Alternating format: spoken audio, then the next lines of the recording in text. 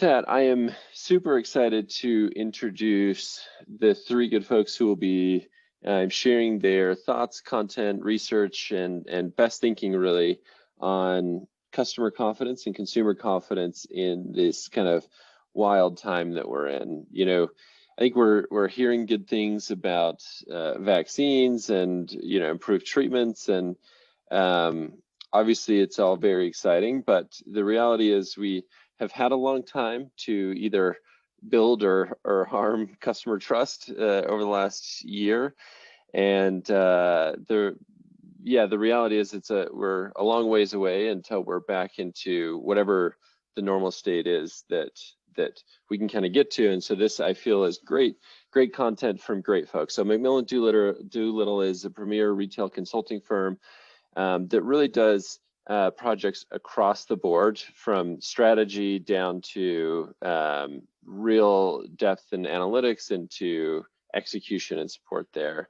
And I might be biased. I think we have three of the best from McMillan Doolittle here with us today, who are going to talk to us about customer confidence in the kind of COVID era. So there's three folks, Jill, Allison, and Emerson.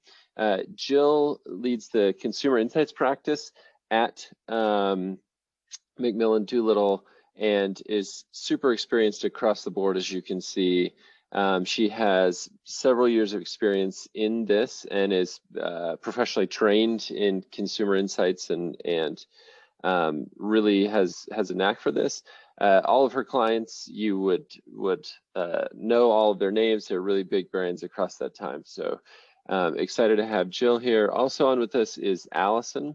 And really, as you can see, kind of leads projects from start to finish and is super great on that side, has wide-ranging segment expertise in consumer electronics, specialty apparel, automotive, food service, grocery, et cetera. So really great breadth of experience there. And last but definitely not least, Emerson is with us as well, providing support kind of across this board as well.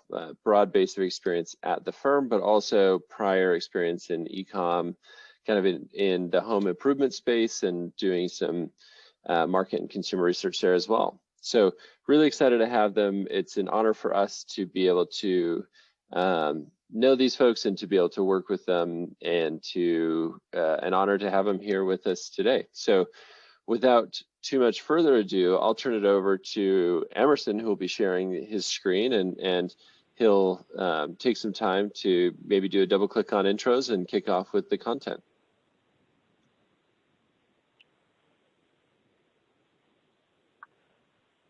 Great, thank you so much. Can you guys all see my screen? Yep, you're looking good. Okay, great. So I will actually let Jill kick this off. So Jill, take it away. Great, thank you, Emerson, and thank you, Morgan, and the team at Narcodial for the introductions to our team and for hosting us in McMillan Doolittle to share some of our proprietary research with you all today. This is Jill speaking. I'm excited to be here to tell you a little bit more about our firm and our latest study, Consumer Trust in the Time of COVID, before handing the mic over to my colleagues, who you just heard a little bit about, to share more detailed results from the study and case studies to learn from. So before we dive into the data, I wanted to share a bit of background about McMillan Doolittle. We're a consultancy based in Chicago, and we've been in operation for more than 30 years. Our founding client back in the late 80s was Target, and our team helped craft their original strategy guides for growth. Since then, our focus continues to be on helping retail companies grow. We have 5 core offerings at our firm, and we lead with classic strategic planning. Our mission is really to help retailers and brands win by understanding their consumers and creating differentiated experiences as well as new concepts for their customer base. We also provide performance improvement and support, as well as market and consumer intelligence. We've consulted with many leading US and global companies, both large and small. This is a partial roster of some of our recent clients, and we primarily work with brands and retailers. We also work with some investors and solution providers to the retail sector. Consumer insights is really often at the very heart of our project work to ensure our clients understand who their consumer is, where the consumer is going, and their thinking as well as their behavior to help guide their strategy. And we employ various quantitative and qualitative methods to support our clients, as well as for our internal firm intelligence, which is where this current study that we're about to share is situated. An important note that I wanted to share here is that this was not a client-sponsored study.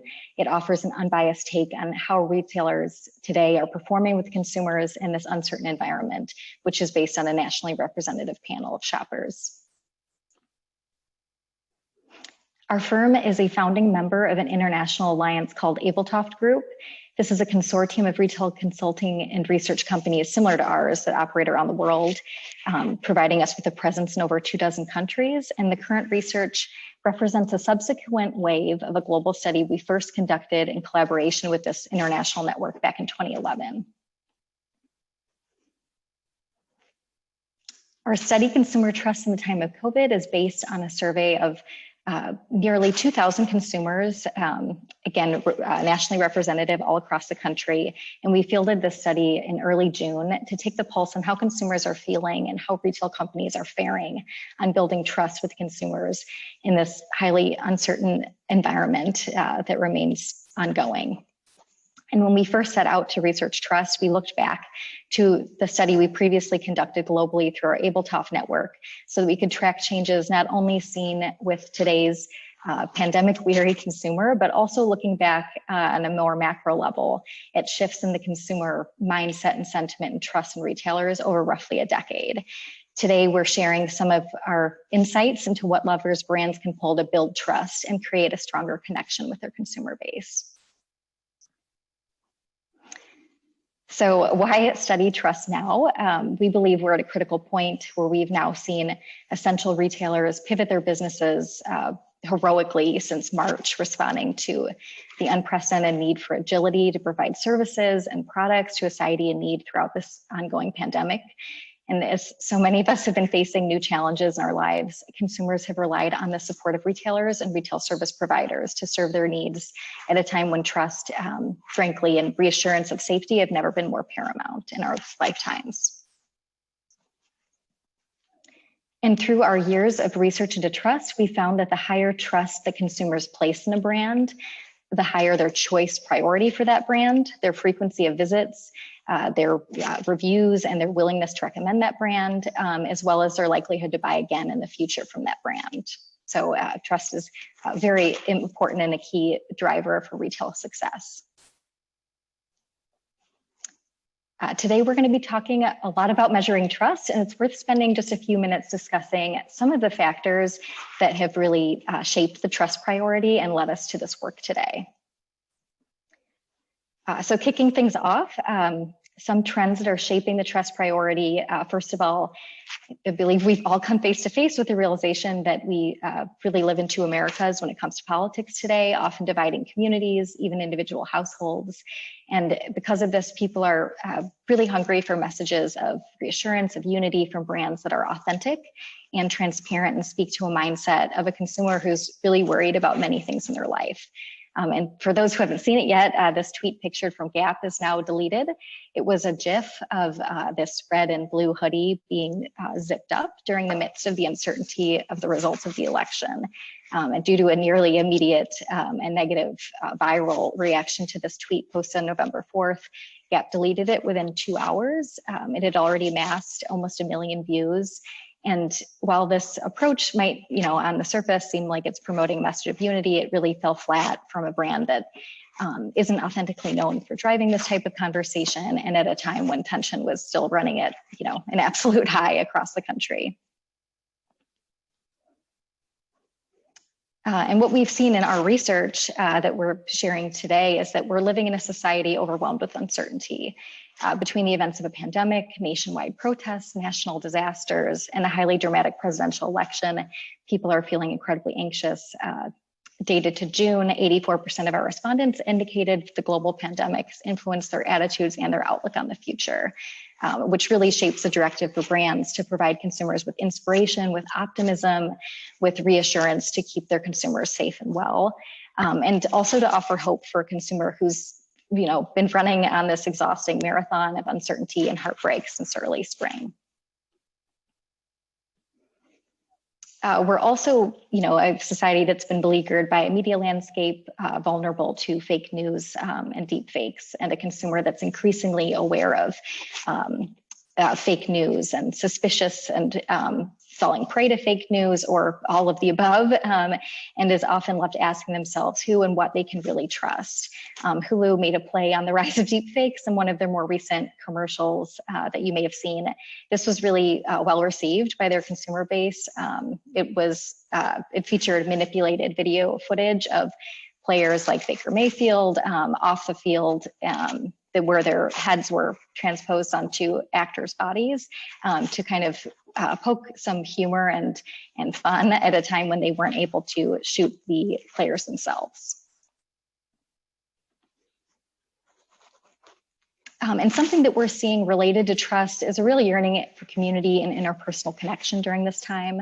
Walmart actually delivered a great campaign to help lean into this trend by bringing people together with much needed community togetherness with the launch of their family drive-in movie campaign, which they launched and leveraged their parking lots for this use back in August. They followed this up with a celebrity-packed virtual summer camp for kids that was also well appreciated by families who've been strapped for time and ideas to keep their kids entertained while they haven't been in school. And on another very human level, we've seen retail activism accelerate to some of the highest levels since June, as consumers have increasingly held retailers responsible to make changes to mascots, the brands, logos that were based on racial stereotypes and offensive history. And we're now at a moment when consumers are trying to survive a pandemic, everyday life issues brought on by the recession, and also battling racism. So consumers are gravitating toward the brands they feel they can trust, who are doing the right thing for their community and their own values. These are just a few of those brands that are changing in response to increased consumer pressure in the wake of the 2020 protests. And while some of these decisions may seem long overdue, other retailers like Trader Joe's have really been looking dynamically at their products and their organization to strike the right tone with their consumers. Recently, Trader Joe's actually announced a backtracking on initial plans to rename some of their private label ethnic lines, such as Trader Joe's, their line for Hispanic foods, Trader Jose's, or Trader Giotto's for Italian foods, Trader Joe-san for Japanese food. And when they had announced the change initially, it was later followed by outcries from their very enthusiastic customer base to keep these names in place, in a sense that changing those names were really just in line with the Trader Joe's kind of playful brand messaging, and we're going too far. That's interesting. I wonder, sorry to go back on there, is what's the balance on some of these where, I suppose maybe it's listening really closely to your consumers, but Trader Joe's said, hey, we're going to make this change, and then walked it back. Whereas maybe some of these other brands, had to be pushed hard to make these changes. How do we know which way that's going to land, and how should we think about that maybe in advance so we don't have to backtrack like that? Right, and it's really all about listening to and really understanding your consumer. So consumer intimacy is more important than ever, and not only listening to what's out there, but also making sure that the brand is delivering on its own internal values. Nice. Yeah, it makes a lot of sense. And when we might get into this here in the future, so stop me, but we get a question from someone in the group here asking kind of a broad question of how do we kind of define trust in this context, and specifically in this research? What is kind of that definition of trust that you're working with? Yeah, well, that will be a great segue. When I hand it over to Emerson, he will kind of dig into the details of how we measured it and how we defined it using. Oh, perfect. Sorry to jump ahead. No, that's okay. So we'll get into that shortly. But if anything remains unanswered, we can circle back to that at the end. Perfect.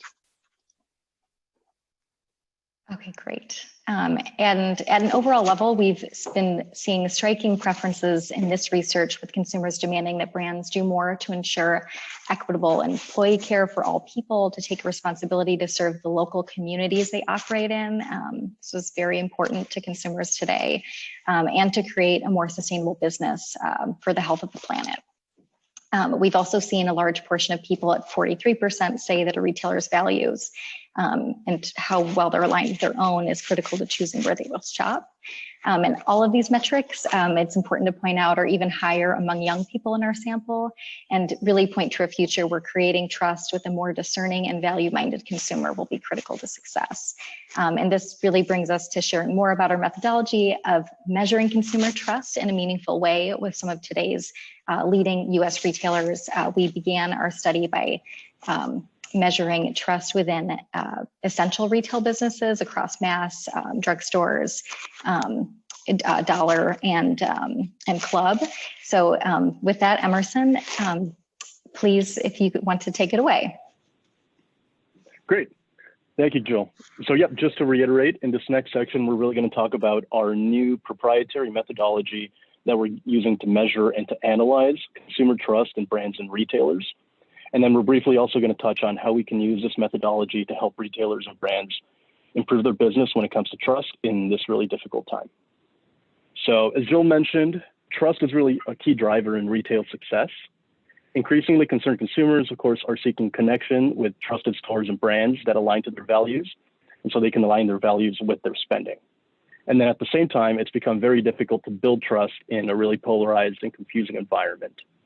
So because we see trust in retail as so critical in this very odd moment for our society, we really wanted to build a methodology that can sort of quantitatively measure and analyze consumers' trust in retailers and brands. And so we're actually calling this the Retail Brand Trust Methodology. And so Morgan, sort of to your question, we really centered it on just asking people if they trust the retailers they shop at. So it all hinges on people's rating on a scale of 1 to 10 to the degree they agree or disagree with the statement, I feel like I can trust this brand completely. And in the next slide, I'll actually walk you guys through exactly how we calculated it. But we essentially developed from these results, we sort of created an NPS-like methodology that really highlights the consumers who feel most strongly about a brand or retailer on both sides of the ball, really. And some quick study notes, as Jill mentioned, we surveyed around 2,000 people and they were aligned. So they were a nationally representative sample.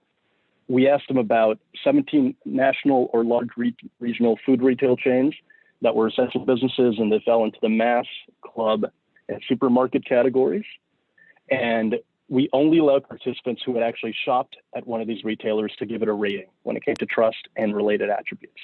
And of course, we used, standard survey best practices like minimum quotas and randomization to make sure every retailer got sufficient responses, but also a variety of respondents rating their store. Of course, this is just really a starting point and a snapshot at a given time. But as we continue to track trust over time, hopefully we'll see some evolution through hopefully a very quick recovery and a return to some semblance of a new normal. That's a good point. So this is the first time you've run this particular methodology and scoring system, is that right? So yes and no, Morgan, that's a great question. So it's really the first time we developed it, but I'll talk about this in a second here. We also looked at the 2011 survey by one of our partners in the Abletop group. And so we compared, we were able to ask the same question in both surveys and compare the results from each. Gotcha. But of course, cool. But we'll definitely keep tracking this on an ongoing basis to really see how it changes over time. Because of course, this was fielded in late May, early June, which was incredibly difficult and stressful time for many people. So we think, of course, that impacted their answers to some degree. Sure. And I have to imagine too, so we're based in Utah, and I know the pandemic has kind of come in waves throughout different parts of the country, right? At different times, where now it's more of the,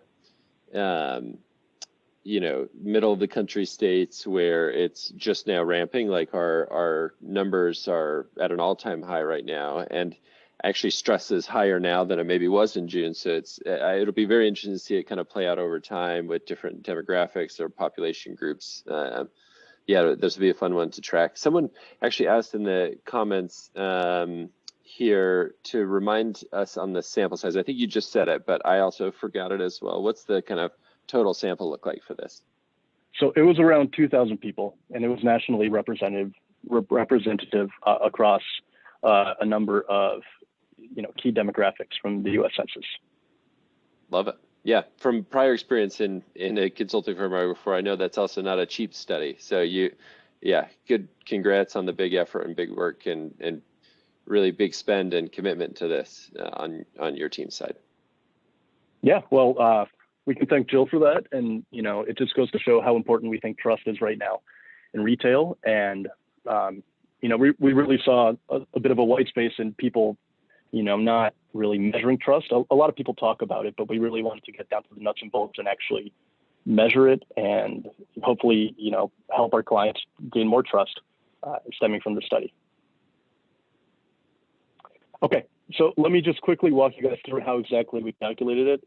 So as I just mentioned, it's all based on asking people to rate how much they agree or disagree on a scale of 1 to 10. I feel that I can trust this brand or retailer completely. Then we grouped, based on their answer, we grouped respondents into 3 different groups. Brand believers were people who gave a retailer a 9 or a 10, so at the very top of the scale. Then we had neutral respondents, and that's where we placed everyone who fell between a 6 and an 8 on trust. And then we had brand cynics, who were respondents that rated a retailer between 1 and 5. And I'll reiterate that these were all people who had shopped at that retailer in the last 30 days. So it's people that were pretty familiar with this particular shop. Right, so next we took our percentage of brand believers, we subtracted the percentage of brand cynics, removed the percent sign, and reported the score. So it's pretty simple. And so just as a quick example here, if we had 50% believers, 30% neutrals, and 20% cynics, we take that 50, subtract 20, get 30, remove the percent sign, and report as a score. So again, we're really trying to highlight the people who feel most strongly at the top and at the bottom towards the retailer. And in this example, 30 would be a really, really good RBT score, at least in this particular iteration of our study. So let's get to some results. This year's trust leaders based on RBT scores were Costco, H-E-B, and Aldi, followed by Sam's, Publix, Trader Joe's, Whole Foods. And so we really noticed that, and we'll talk a little more about what they have in common, but these were value-minded retailers with a strong community, employee, and customer service orientation. And I'll talk a little more specifics, but just had some quick notes to keep in mind. So this RBT methodology isn't just for mass or club or supermarket retailers. It can really be applied to any brand or any retailer, as long as we can get to a representative panel of its shoppers. So it's very widely applicable. And of course, it's not just a static measure, it's dynamic, as we talked about, and it's something we plan to track over time. Another good question that hopefully I can get to before it's asked is, well, is this really that different from promotion or loyalty metrics, which I'm sure many of you are familiar with, NPS scores, NLS scores, and this is honestly pretty different, and it's also a great metric to use alongside NPS and NLS scores, right? So NPS and NLS are behavioral measures. You ask people about the likelihood of a behavior, whereas RBT is more of a perceptual question. You just ask people about their perceptions about a brand or a retailer. And so what we saw in this study, we actually looked at, we also calculated the NPS and NLS for the same retailers with the same shoppers. And we saw that those were a little bit more influenced with a retailer's price positioning. So more premium retailers received a bump in their NPS scores, and then more value-oriented retailers received a bump in their loyalty scores. So we look at RBT as a measure of a retailer's trust perception independent of their price positioning.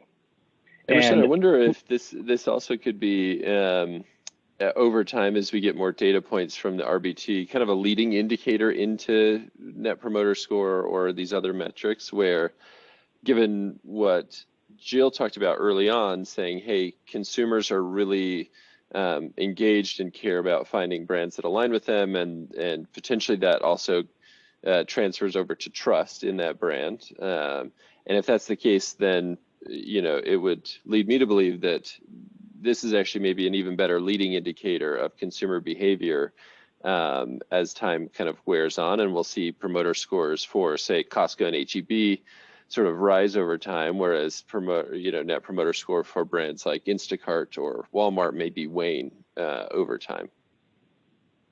Yeah, I mean, we'll have to keep tracking, but I think that's a really good hypothesis. And of course, we saw brands with high RBT scores did well on promotion and loyalty, but we just saw that those were influenced a little more by price positioning, which I'm not saying that's a good or bad thing, but it's just RBT is a little more independent of that. Gotcha, makes sense. Yep. And so as you guys asked, and as Jill mentioned, we actually tracked retail brand trust over time. And what we saw was honestly a little bit shocking to us. So on the left side, you see RBT scores from 2011. We went back to the study and looked at some of the same retailers in 2011, and then we calculated the same scores for 2020. And we saw that for all the retailers, brand trust had declined, and for most of them pretty significantly.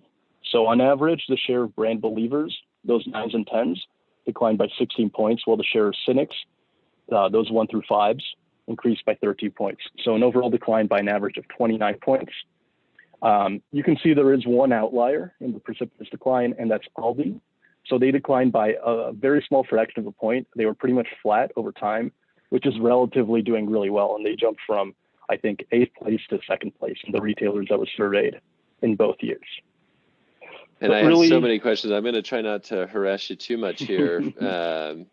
But I guess the question is, for me on this, Aldi's an interesting one, but did we all just realize we needed to trust Safeway? You know what I mean? Like in 2011, it's summertime and the living's easy at that point. Whereas, the metaphorical shit hit the fan, and now it's like, oh, I actually really have to think about trust in a different way with Safeway. Or did somehow we get worse over the last decade?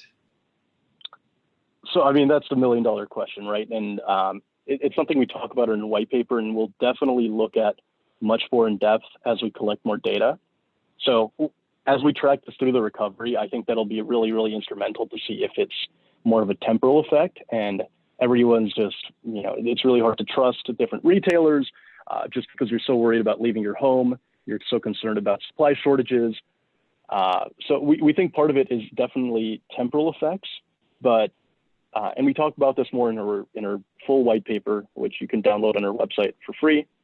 But we also think that consumers might be increasingly activist and care more about things like employee treatment and environmental friendliness, things of that nature, and as well as people having, I think, increased access to information about retailers through ratings, through social media, through news sites, etc. So gotcha. I would say it's a combination of both factors.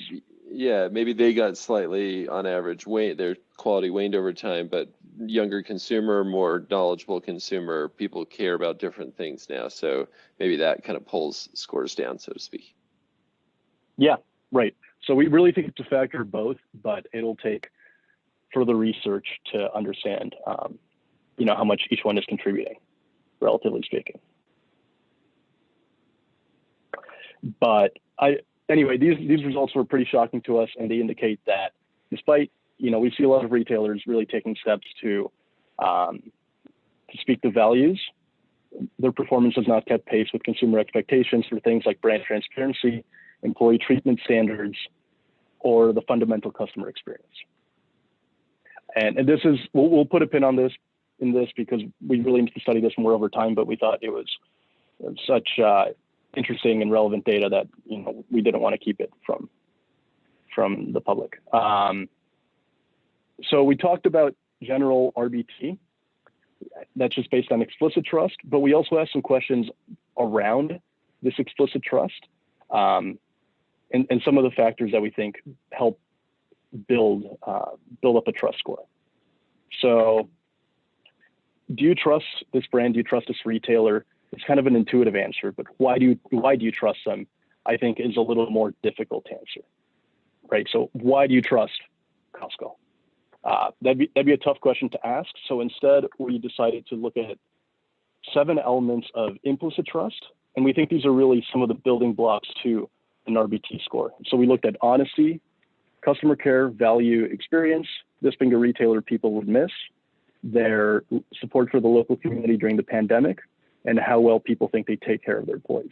And we asked these questions in the exact same way as RBT to the exact same people about the exact same retailers, so we could really compare the answers. And no real surprise, but we found that all of these were fairly highly correlated with retailers' different RBT scores, their trust rating. And we found that our top RBT scores are retailers who did best, scored well across multiple of these dimensions. It's not good enough to just be good at one thing. You need to be good at several of these things and perceived as a really good retailer when it comes to many of these implicit trust attributes.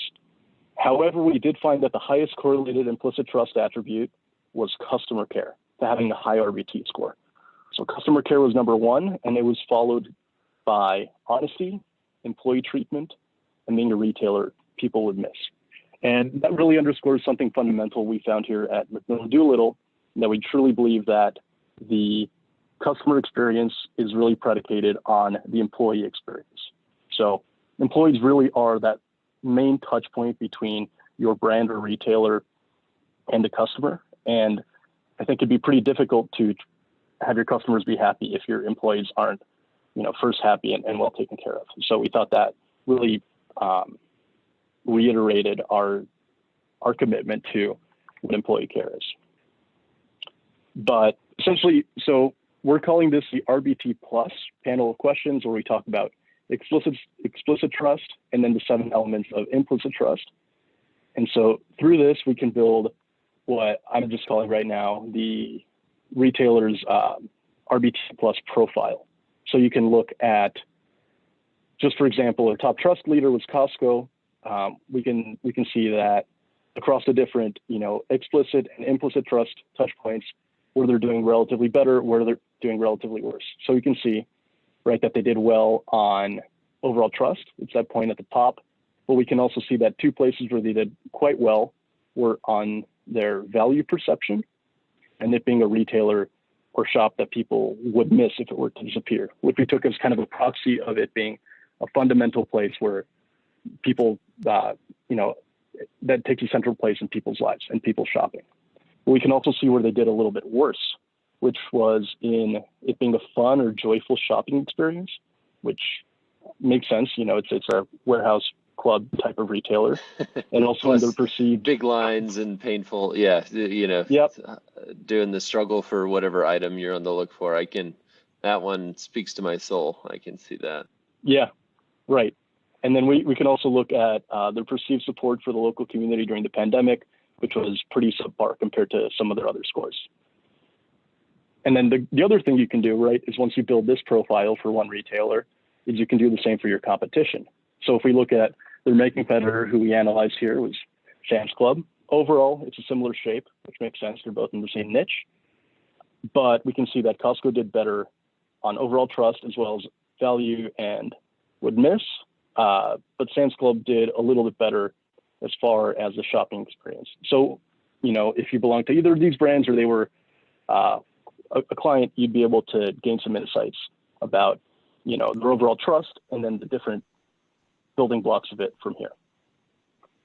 And so, really, I don't know if you have data. I think, Emerson, just going back to this one really quickly, we talked about those implicit trust factors that correlate most with explicit trust, and you can see how Costco outperformed Sam's Club on those in particular, including being honest and always keeping their promises, caring about customers, and working hard to treat their employees well. So some pretty stark contrast there. Yeah, I was going to follow up a question on that exact topic. If you're Sam's Club in this world, and maybe we need more thinking and data on this, should Sam's Club work to do the things that seem to be bigger overall. So I feel it's a brand I can trust completely. I would miss the retailer. They care about their employees.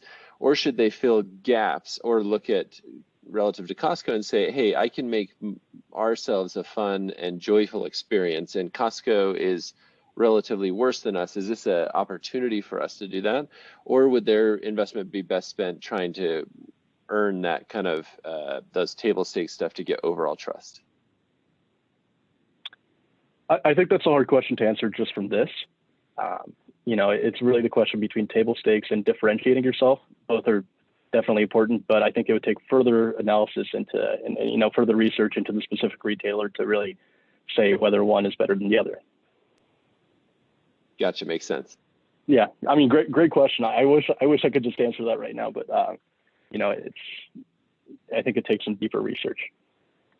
But I mean, this leads directly into the next slide, right? Where I think we can use RBT Plus to help our clients answer a pretty wide variety of business questions that are really, really fundamental in the trust experience. So, you know, where do we stand? Where does our competition stand as far as trustworthiness? How does our RBT differ across our brands or across regions or across key consumer segments or target consumers? Then we can also look at things dealing with implicit trust. You know, where do you over-index or under-index? If we analyze your specific niche or segment of the industry, we can figure out what implicit trust attributes are the most important building blocks for an overall RBT score, and then use these key levers to bring up your overall trustworthiness. So just like your question about Sam's Club and the further analysis we'd have to do there. And then, you know, how do marketing or outreach initiatives impact RBT score? What is it before your December philanthropy? What is it after? How are changes in RBT scores reflected on, you know, in your KPIs as far as financials, engagement, customer loyalty? And then we can even look at some sort of more aspirational trust leaders like certified B corporations or D2C startups that place values-based retailing at the center of their business model, and kind of see, you know, what they're doing and how we can emulate them in our business model to build trust. Right. So these are just a few of the questions we can use RBT to help you answer, alongside, of course, our company's decades of retail consulting experience. And if you're interested in learning more, we're happy to connect and discuss. Our contact info will be on the last page and available after the webinar. But unless there's any questions on this, I will hand it off to Allison, who's actually going to go through two case studies, two particular retailers from our study, and talk about how our RBT Plus scores reflect these retailers' initiatives and their reputation.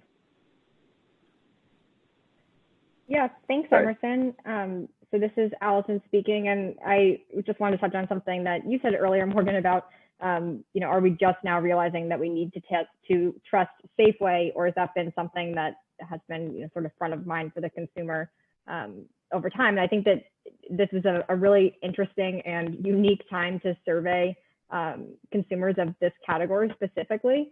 So it'll be really interesting to see how this changes year over year, just, you know, with the optimistic hope that we are no longer, you know, experiencing a pandemic. But I think overall, we've definitely seen consumers kind of voting with their wallets, and when there's less of the, you know, panic buying or need for some of these items that you purchase from these retailers, and it's more about having the choice of who you're shopping with, I think that that's when you really see the impact of trust. So I'm going to walk through Publix, who are one of our long-term clients, and a really interesting case study to look at here. They're the largest employee-owned company in the U.S. And have a great reputation in terms of employee treatment. And they actually, Emerson, are you controlling this or am I? No, I got it. Okay. They actually scored highest for treats their employees well and care about their customers. And I think that that's a really important relationship, especially because you can, I'm sure we all have experienced when you interact with a brand or retailer where the employees feel really empowered and cared for. I think that it really comes across in the customer experience. They got dinged a little bit on value and fun experience, which you know, I don't think are necessarily going to be deterrents for people shopping there long term. You know, value. I had one of our retail partners who's from the South said he calls all grocery stores Kroger except for Publix's expensive Kroger or fancy Kroger. So I think that that might just be, you know, kind of perception overall, but in the elements that I at least think are most important, they scored really high. And just an interesting anecdote. So Fortune magazine had a journalist go undercover at Publix as a new employee. And he was trained to create a happy ever after for customers by really engaging them. And I don't know if anybody else thinks this, but the first thing that came to mind when I heard that was Disney. So I think that, you know, it's definitely reminiscent of creating that really outstanding customer experience. But in the Fortune article, he tells a great anecdote about an interaction he had with a customer who was upset with the hardness of the hard bread crust. And instead of just saying, you know, sorry, there's nothing I can do, you know, ended up having a long interaction with this customer about where they were from in Brooklyn, and ended up walking away with a really happy customer who, you know, brand loyalty was definitely reinforced in that interaction versus just kind of letting it, you know, go as a missed opportunity.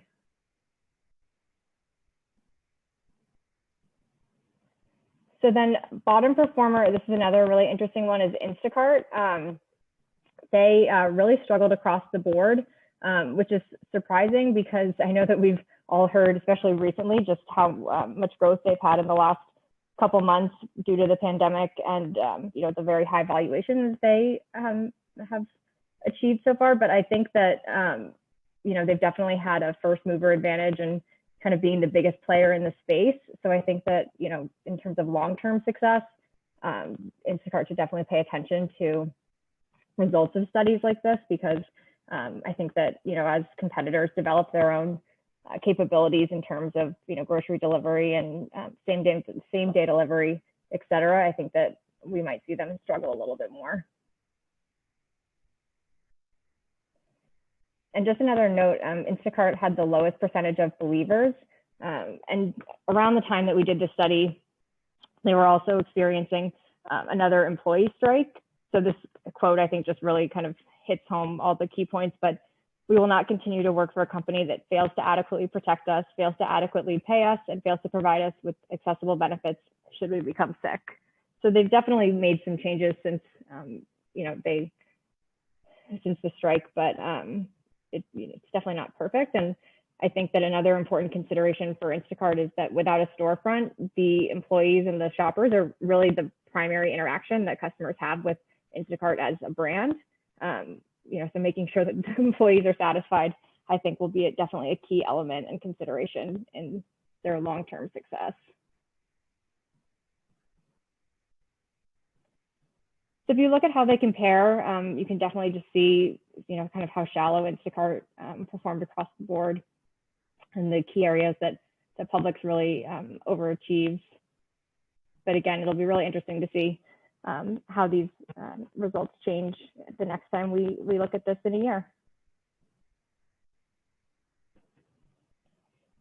So I'll take that as a kind of a segue into just quickly mentioning, you know, the future of the study. So we are planning to look at this category next year around the same time, you know, August, September, kind of back to school period, but currently have a study for specialty retailers that's in progress that we're hoping to release, you know, not too far distant future, specifically looking at holiday shopping patterns and some of the ways that, you know, trust is impacting that.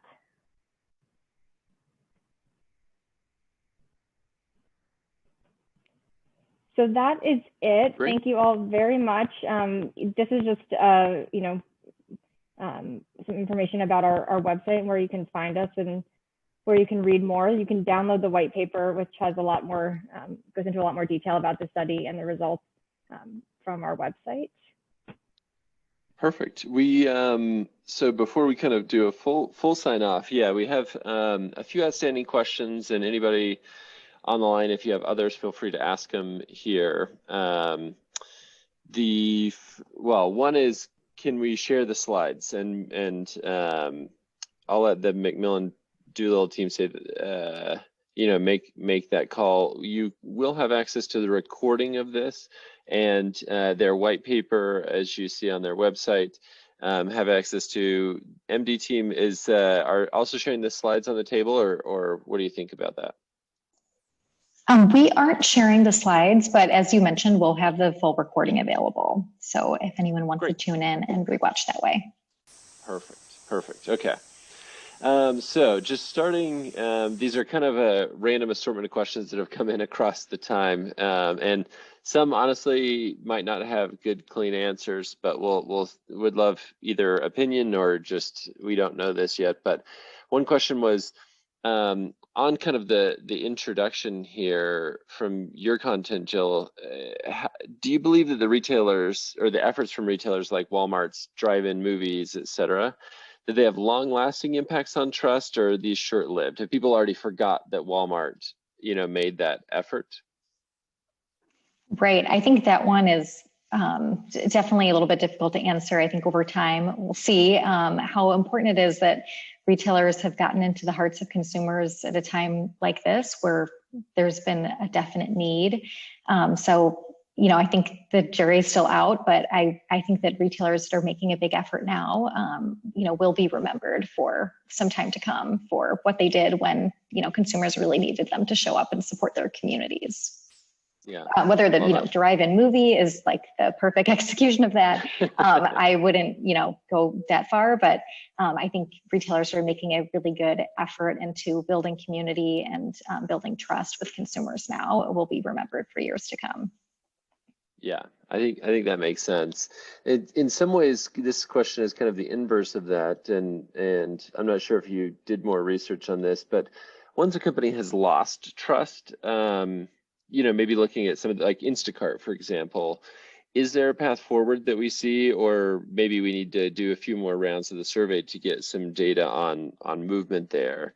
But you know, is there a way to regain it, or do they need to start focusing on other things ostensibly?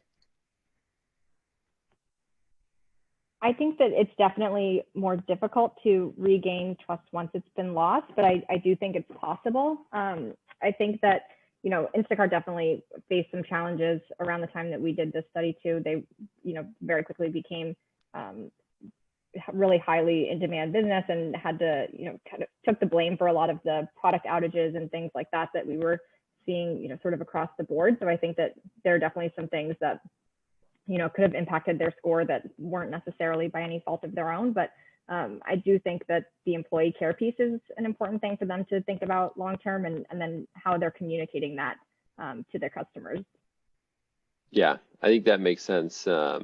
Yeah, especially the employee care was driving all of the PR cycle for them at that point, which is interesting. As you mentioned, I guess it makes sense why employee care, because it was a particularly risky time to be a contractor or employee with them. But a lot of people, myself included, relied on Instacart for some time, and you know, the would miss score would be pretty high if they went away. So it's kind of an interesting dichotomy there. Yeah, and that was actually, I'm really glad you mentioned that, because that was one of the things that surprised me most about Instacart's score, was that they actually scored relatively low on the would you miss them question, which, you know, I know for me, I live in a city and, you know, definitely rely heavily on grocery delivery, but, you know, I was surprised that that wasn't higher, because yeah, especially in, you know, my immediate circle, they definitely were very much would have missed them if they were gone.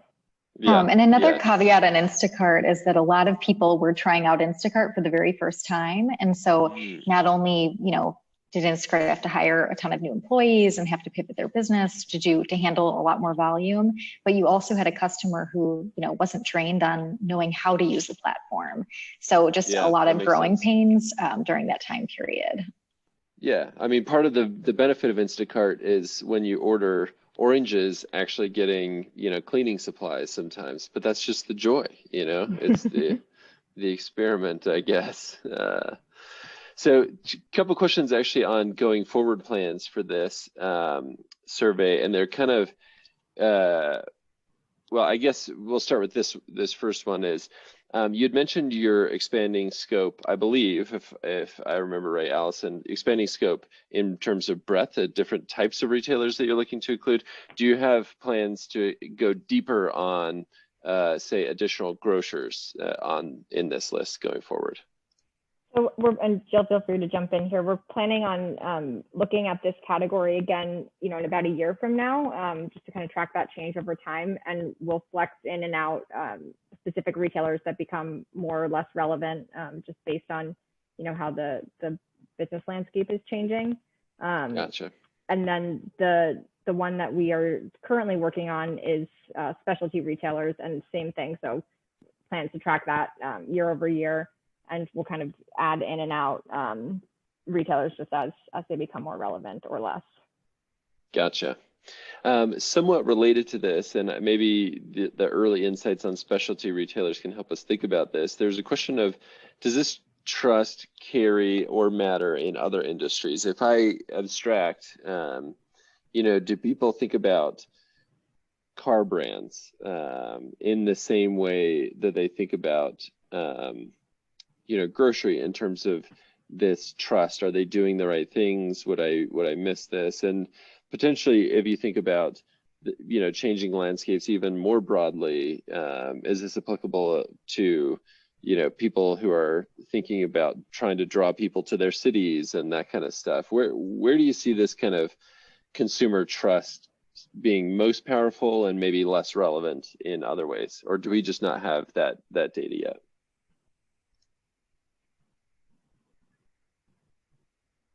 I can take that one. Yes, we believe trust is very important across industries, especially consumer-facing industries. So, I think ask any one of us participating in this call today, about trust in the airlines, for example. And trust is, at a heightened point today where we are, in some ways just putting our lives on the line with some of the consumer brands and services that we are utilizing during this time. So we do believe that it's broadly relevant across consumer-facing industries. Love it. I think that looks like the end of the batch of questions that I saved there. So we will kind of do the sign off here. Again, really appreciative of the Macmillan Doolittle team and everybody for joining and sharing this content here. As you can tell, I was really excited about diving deeper, and I want to keep close tabs on as the specialty survey comes out and other surveys come out. So we'll do our very best to share as those get published. We'll send folks to your website to learn a little bit more.